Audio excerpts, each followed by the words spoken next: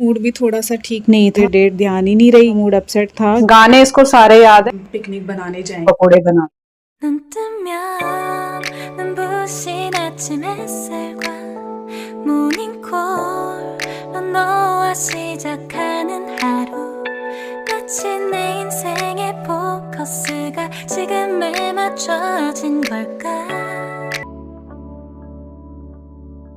Hello guys, welcome back to our new vlog. कैसे हैं आप सब? आई होप आप सब अच्छे होंगे। तो आज के नए व्लॉग की शुरुआत हो चुकी है। यहाँ पे देखो सारा रूम फैला हुआ है इधर। अभी सदगुन जी गए हैं स्कूल और सारा जो है रूम फैला हुआ है। सुबह सुबह आपको पता ही है कि सबका घर का हाल ऐसे ही होता होगा। सारा काम एकदम सिर पे आ जाता है, चाहे वो डस्टिंग का हो, रूम आपको अच्छे से ठीक करके रखना हो, चीज़ें आपको उसी जगह रखनी होती है जो हम पूरे दिन में शाम से लेकर रात तक पूरा फैला के और सो जाते हैं। इसी मैसी सा घर लगता है तो सुबह का काम थोड़ा सा डबल हो जाता है। तो हम सबसे पहले रूम को ठीक कर लेते हैं। दोनों सास बहू लग गए हैं काम पे। सुबह उठ के चाय वाय पिए सुबह और उसके बाद मम्मी ने लगा लिया मशीन और मैं कर रही हूँ और बाकी काम। तो गाइस आज मेरा मूड भी थोड़ा सा ठीक नहीं था।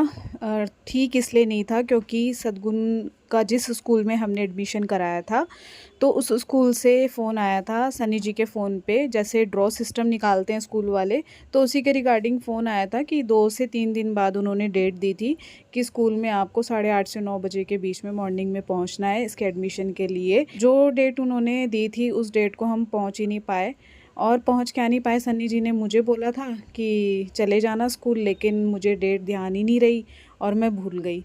तो इसलिए थोड़ा सा मूड अपसेट था कि कैसे भूल गई। यार बच्चों का ना अच्छे स्कूल में एडमिशन कराना बहुत बड़ा टास्क होता है पेरेंट्स के लिए। तो उस टाइम पर तो समझ ही नहीं आता और दिमाग में टेंशन भी इतनी होती है कि क्या करे, कौन से स्कूल में एडमिशन कराए। ऑलमोस्ट मेरा काम यहाँ पे हो गया है डन। थोड़ी सी एक दो चीज़ें हैं ये रखनी है और ये देखो इनके वीडियो गेम के ये रिमोट यहाँ पे रखे हुए हैं। ड्रायर मैंने बाहर निकाला हुआ है क्योंकि मुझे अभी हेड वॉश करना है, नहाना है, अभी इसका यूज़ होगा। तो गाइज़ यहाँ पे मेरा नहाना धोना हो गया है बिल्कुल डन और हेड वॉश भी कर लिया है मैंने और मैं अब ड्रायर से अपने बाल सुखा रही हूँ। और सदगुन भी स्कूल से आ गया है।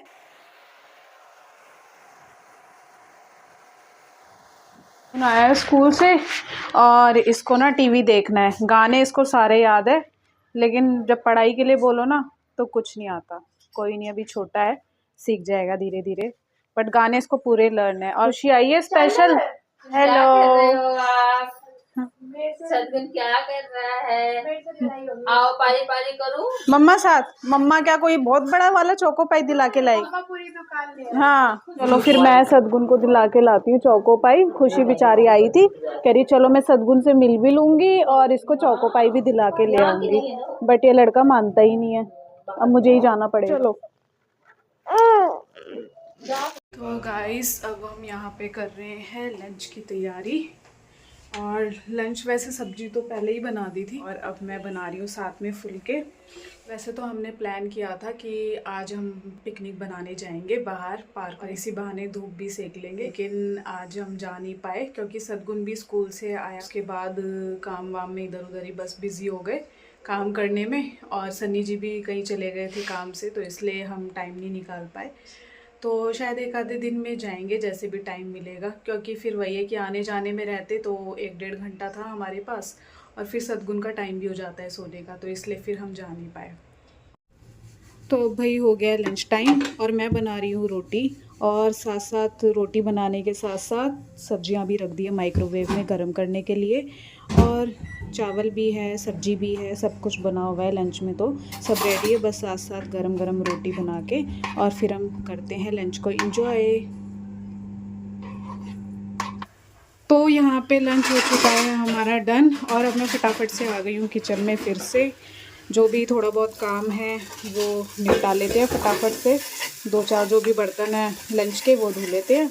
इवनिंग गाइस, शाम हो चुकी है। चपाती बच गई थी थोड़ी सी, 1-2 चाय के साथ ना रोटी के लच्छे काट के और उसके पकोड़े बना इसके ऐसे लच्छे काट के ऐसे, तो मैं इसको डिप करके बनाती हूँ जैसे हम प्याज के पकोड़े बनाते हैं लच्छे वाले।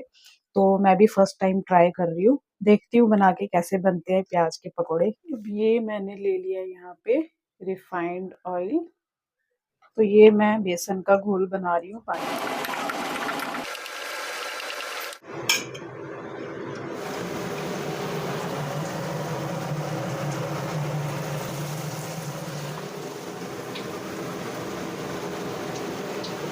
कोई कहेगा इसको ये रोटी के पकोड़े हैं, चपाती के बने हुए। तो अब टेस्ट कराते हैं बाहर चल के। एक बार टेस्ट करके बताना कैसे बने हैं। क्या डाल देती? प्याज। बढ़िया। अच्छे बने हैं, लग रहा है रोटी के हैं। और बताया तो लग रहा है ना, ऐसे तो नहीं लग रहा।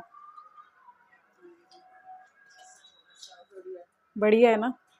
तो अब इनकी ये फरमाइश आई है कि रोटी के पकोड़े बनाए हैं, तो अब साथ में प्याज के भी बनाए जाए। प्याज के भी बनाते हैं पकोड़े। बैटर तो है ही हमारे पास रेडी। तो गाइस पकोड़े तो बहुत अच्छे बने हैं, सबको बहुत पसंद आए। और उसके साथ साथ मैंने प्याज के भी पकोड़े बना दिए थे। तो अब हम इंजॉय करते हैं चाय और पकोड़े।